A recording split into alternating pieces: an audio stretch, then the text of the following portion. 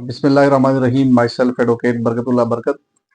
मैं वेलकम करता हूं अपने चैनल द लीगल रिपोर्ट में। आज हम जानने की कोशिश करेंगे कि जब कोई मिलिट्री सर्वेंट, जब कोई आर्मी का सर्वेंट, पाकिस्तान नेवी का सर्वेंट, पाकिस्तान एयरफोर्स का सर्वेंट किसी किस्म का कोई सिविल नेचर का ऑफेंस कमिट करता है तो आया उसका ट्रायल कहाँ होता है, उसके अगेंस्ट एफआईआर कहाँ पे लॉन्च होगी, उसकी इन्वेस्टिगेशन इनिशियल कौन करेगा, उसका ट्रायल कैसा होगा और उसका ट्रायल कहाँ किया जा सकता है।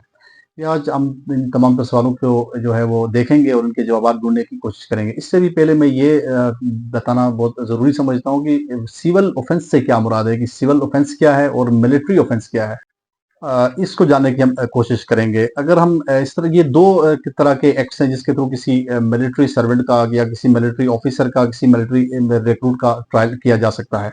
एक मिलिट्री आर्मी एक्ट 1952 और दूसरा जो है वो CrPC code of criminal procedure 1898 section 549। अगर हम मिलिट्री एक्ट 1952 में देखें, सेक्शन 83, सेक्शन 811, सेक्शन 59 और सेक्शन 94 के थ्रू किसी मिलिट्री सर्वेंट का ट्रायल किया जा सकता है अगर वो किसी किस्म का सिविल नेचर का ऑफेंस कमिट करता है।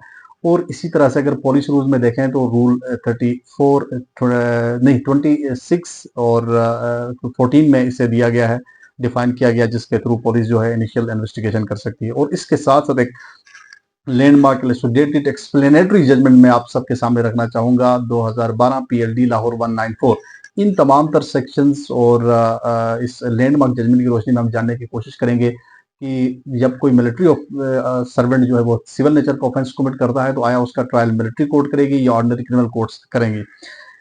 सबसे पहले तो हम ये देखेंगे कि जब कोई मिलिट्री ऑफिसर अपनी जुरिस्डिक्शन यानी अपने इदारे के अंदर किसी किस्म का ऑफेंस कमिट करता है तो those offence are exclusively specifically triable by military courts. वो तो ऑब्वियसली मिलिट्री कोर्ट ही ट्रायल करे, उसका ट्राई करेगी। जैसे मिसाल के तौर पर अगर एक मिलिट्री सर्वेंट जो है वो इनसबऑर्डिनेशन का मुजाहरा करता है, निग्लिजेंस का मुजाहरा करता है, म्यूटिनी को ब्रेकआउट करता है, और इसी तरह से अगर मिलिट्री हम देखें उसकी जो इंफ्रास्ट्रक्चर है, उसकी इंस्टॉलेशन को अगर कहीं वो नुकसान पहुंचाता है व्हाटसोएवर, तो उसका जो ट्रायल है वो मिलिट्री कोर्ट्स ही करेगी। और अगर इसी तरह से हम मिलिट्री एक्ट 1952 की सेक्शन 83, 811, 59 और 94 और पुलिस रूल्स को इस तरह से देखें तो वहाँ ये पता चलता है कि जो मिलिट्री एक्ट जिसके तहत मतलब इस्टेब्लिश किया गया कि मिलिट्री कोर्ट को ये इम्पावर किया गया है, पावर दी गई है इन सेक्शंस के तहत कि अगर वो कोई मिलिट्री सर्वेंट कोई क्राइम कमिट करता है तो उसका मिलिट्री कोर्ट के थ्रू भी ट्रायल हो सकता है।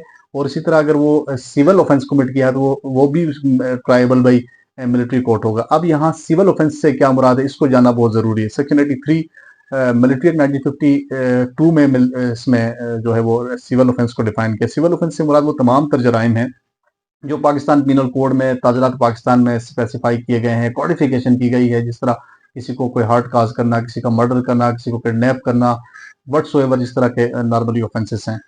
अगर वो इस किस्म का ऑफेंस ट्राई करता है तो उसको अब ट्रायल भी जो है वो मिलिट्री उसमें किया जा सकता है। अब सिविल ऑफेंस की जो डेफिनेशन 83 में दी गई है, civil offence means an offence which if committed in Pakistan triable by ordinary criminal courts. अगर आगे इसके फर्दर जो है ना वो criminal courts, ordinary criminal courts और as well as military courts को डिफाइन किया गया है 811 में। अगर इससे आगे हम चल के देखें जहां, लेकिन यहाँ ये देखना जरूरी है कि इस जहां पे इसकी डेफिनेशन दी गई है मिलिट्री कोर्ट्स की, इस बात को स्पेसिफाई किया गया है कि मिलिट्री कोर्ट्स के पास पैरेलल जुरिस्डिक्शन है, कनकरेंट जुरिस्डिक्शन है। This is the point regarding my this video.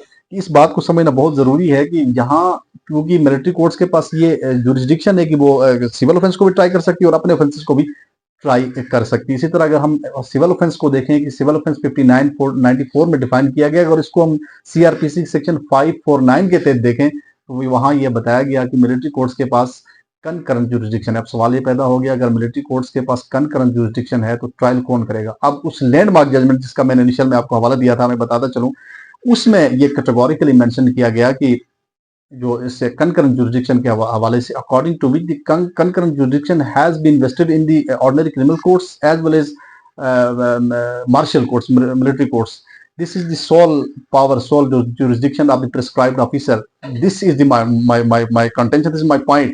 This officer is commonly known as a commanding officer, colonel officer, in whose jurisdiction वो ये define करेगा कि if the prescribed officer, commanding officer shall decide the accused shall be tried before the martial court, then the custody of the accused should be detain under the military custody. अब उस landmark judgement में इस point को discuss किया गया कि अगर वो आर्मी ऑफिसर ये समझता है, क्योंकि अगर एफआईआर लॉन्च हुई, एफआईआर लॉन्च होने के बाद एफआईआर होगी, पुलिस लोकल पुलिस स्टेशन में लॉन्च होगी, और उसके बाद जो है वो पुलिस विद इन 24 आवर उस शख्स को कंसर्न मजिस्ट्रेट के पास या ट्रायल कोर्ट के पास प्रोड्यूस करेगी, और उसके बाद वो मजिस्ट्रेट ट्रायल कोर्ट या मजिस्ट्रेट के पास ये पावर है, वो रेफरेंस बना के कमांडिंग ऑफिसर को भेजेगा कि आया ये देखा जाए दिस ऑफेंस इज ट्राइबल में मार्शल कोर्ट और ऑर्डिनरी क्रिमिनल कोर्ट्स। तो वो कमांडिंग ऑफिसर अगर ये कंसीडर करता है कि this person the military person is triable by the martial court, then जो उसकी जो कस्टडी है, the custody of the military person deliver from local police to military custody, यानी मिलिट्री कस्टडी में उसकी दी जाएगी।